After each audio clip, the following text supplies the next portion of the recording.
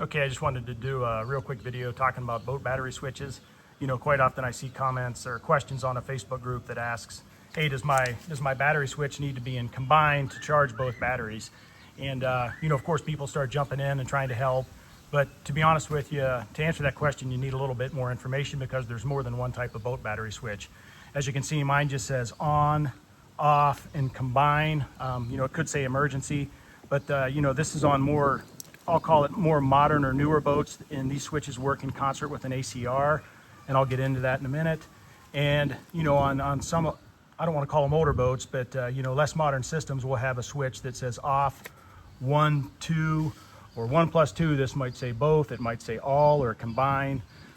So I'll talk about this switch first. Now, if you have this type of switch, your boat's electrical system is all on one circuit.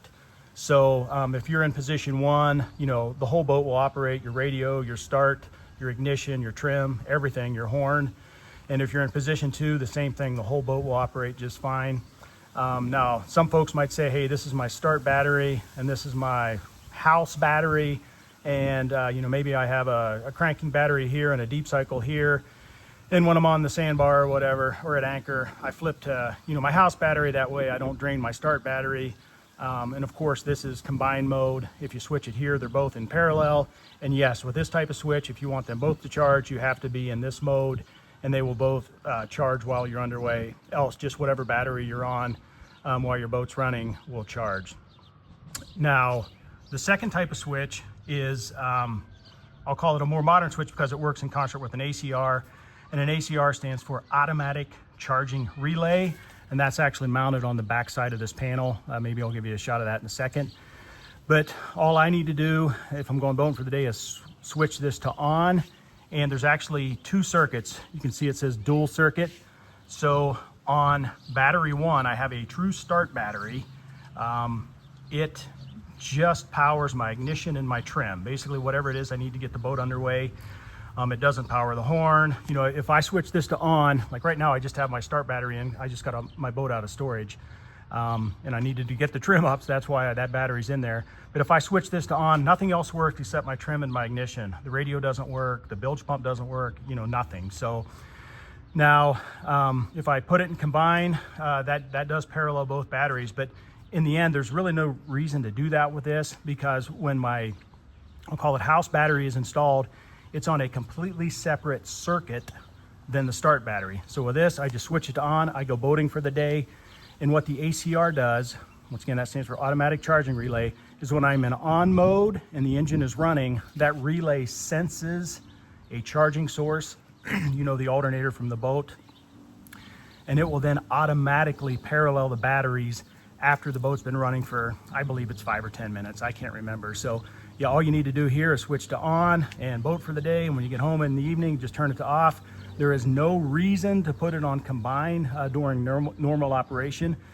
The only time you would ever switch it here is if you go to start the boat and you actually have a weak start battery, then you can switch it to combine and hope you have enough juice paralleled with your house battery to get the boat started. So anyhow, yeah, much more convenient. Now, some folks might say, hey, you know, can I put this switch, if I have this type switch, can I put this switch in my boat? And the answer is yes. You know, I'll put some links below on, you know, for this type of switch and for an ACR, but it's just not that simple of replacing your switch, because you need to also isolate your start circuit from, I'll call it the house circuit, if that makes sense. So there's a little bit of additional wiring you need to do in the boat. And actually, I'm sure if the links I put in will probably explain that a little better, and you could do some research to see if you'd actually want to tackle the job.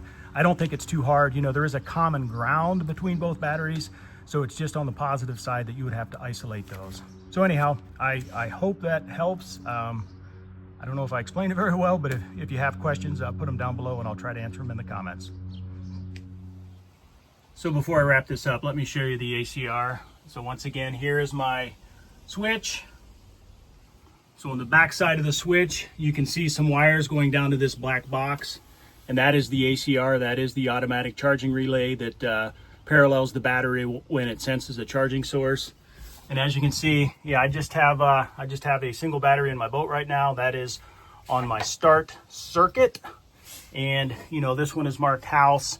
So yeah, when the second battery is in, this battery will power everything but the ignition and the trim when the boat is in on mode and the engine is not running, if that makes sense. So anyhow, yeah, it's very convenient to have. It's nice just to be able to set the boat to on and boat all day, and you don't have to worry about flipping switches back and forth.